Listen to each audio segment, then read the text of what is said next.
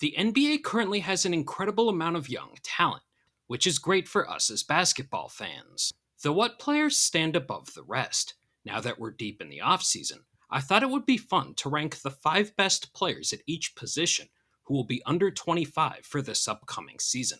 I did this series last year, and it will also be fun to see who has emerged or has graduated off the list. For instance, Tyrese Halliburton was on this list last year, but he is now 25, and Tyrese Maxey, who also was on last year's list, will turn 25 a few weeks into this upcoming season. So let's take a look at the talented young guards the league has to offer. With all the depth around the league, there are also some honorable mentions. After a breakout season in 2024, Jalen Suggs was limited to just 35 games due to injury. While he only played 6 games with Paolo Banchero and Franz Wagner last season, this upcoming one will be a telling year for Suggs. He's no doubt a fantastic perimeter defender, but aside from 2024, he struggled shooting from 3 and has had trouble staying on the floor. Josh Giddey had a career year being the primary ball handler in the Bulls' up-tempo offense last year, and really took off over his last 30 or so games, so it will be interesting to see if the three-point shooting he showed in that stretch will be sustainable. Jared McCain's ability as a rookie to shoot off the dribble or movement was very impressive, and before season-ending meniscus surgery, looked like the Rookie of the Year. If that was any indication, he'll likely end up in the top 5 of this list at some point in the next few years. Stephon Castle, who won Rookie of the Year, showed some very intriguing flashes, but it will be interesting to see how his outside shot develops and how the Spurs guard rotation unfolds. Jaden Ivey, who is having a career year before a season-ending injury, is also worth monitoring, as he could end up being a major difference maker for the Pistons this year. Now, with that said, let's get to the list. Sometimes all a player needs is a fresh start, and Dyson Daniels, who checks in 5th, is a good reminder of that. The 8th pick of the 2022 draft was a rotation player for the Pelicans on a team that had a lot of depth in terms of guards and wings, though after getting traded to the Hawks last summer, he became the starting shooting guard alongside Trae Young and was named the NBA's most improved player this past season. Dyson's defense is his biggest strength, as the man known as the Great Barrier Thief became the first player to average 3 or more steals per game in over 30 years. On top of that, Daniels' size, length, movement, and anticipation allows him to comfortably defend players at various positions. Daniels also showed improvement on the offensive end of the floor, and while he's still below league average shooting from 3, made big strides in that regard and made opponents pay when left open. He's also capable of being a secondary ball handler and facilitator for stretches, with the ability to score playing off the ball as well. Still only 22, Daniels figures to continue improving offensively, and paired with the high-end defense, has the makings of a cornerstone player for the Hawks. Coming in at 4 is LaMelo Ball, who is one of the more polarizing players in the NBA. 5 years into his career, it's very fair to debate if his style of play leads to winning. Though the Hornets last season were 11 points better per 100 possessions offensively when he was on the floor, and given the team's array of injuries, really struggled without him. Ball is deadly out of the pick and roll given his impressive passing, along with his ability to score off the dribble from all levels, though he's also a deadly spot-up shooter when he gets the attempts. Despite not taking a ton of shots at the rim, LaMelo does show nice touch on floaters, and has shown the ability to draw fouls. So why is he only at 4 here? That's due to his defense, which has been a concern throughout his career, and also the lack of availability.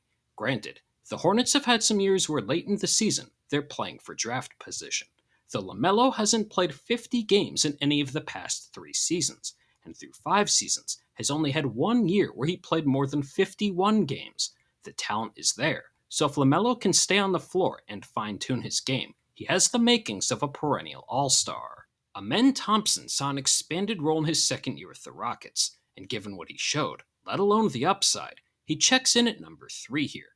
Given that Thompson is 6'7", and has the size and athleticism to play a variety of positions, some might question him being listed as a guard, though given the Rockets' projected starting lineup, and how he did last year as a primary ball handler, I think it's safe to put him here. In a 15-game stretch without Fred VanVleet, Amen became the primary ball handler and averaged 15 points to go along with 9 rebounds and 6 assists in that span. While Amen is capable of getting downhill or scoring off the ball, defense is his calling card. Even by NBA standards, Thompson is a ridiculous athlete, and he has the size, length, and movement to defend players at various positions to go with quick hands that alter shots and passing lanes. Given his blend of skills, Thompson already makes for an incredibly valuable player, though on a Rockets team where he figures to have more spacing, becoming even league average as a shooter would do wonders for the player he could become long term. Winning can certainly change how a player is perceived, and Cade Cunningham, who is number 2 on this list, can certainly attest to that. Cade in his third NBA season had what would have qualified for many as a breakout season. The only problem was, the Pistons were historically bad. This past season, the Pistons made a historic jump to being the 6th seed in the Eastern Conference, with Cunningham leading the way, and he was even named an All-Star and third-team All-NBA player in the process. A 6'6 lead guard, Cade can beat you in a variety of ways. He can bully smaller opponents, create for himself and others out of various actions, and is a very good mid-range shooter off the dribble. Cunningham's also shown to be a very good spot-up shooter from 3, but given his role, doesn't get as many attempts there, though he did show improvement from deep off the bounce. Cade also competes defensively, where on many occasions he can be assigned to defend another team's best wing or guard. He still has some room to grow in terms of finishing around the basket and drawing free throws.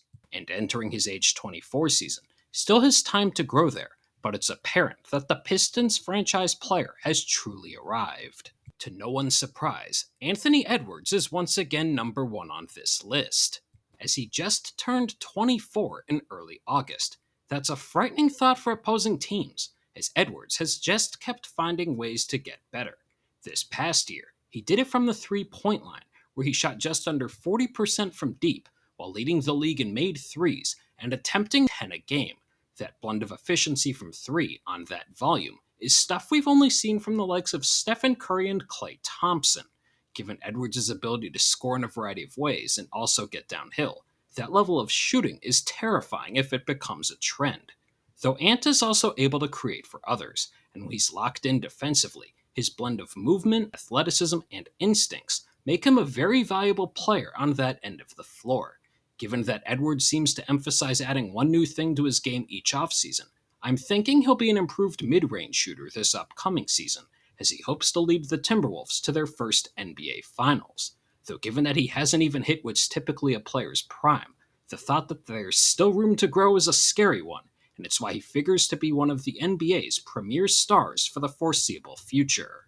That wraps up my top 5 guards under 25 heading into this upcoming season. The players mentioned have a wide array of skills, and given that all these players could still improve, it gives us as basketball fans a lot to be excited for.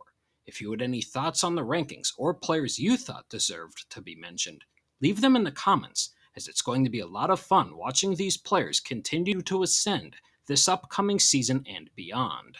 If you made it this far, thank you, and if you enjoyed the video, make sure to like and subscribe to stay up to date with my latest in-depth NBA analysis.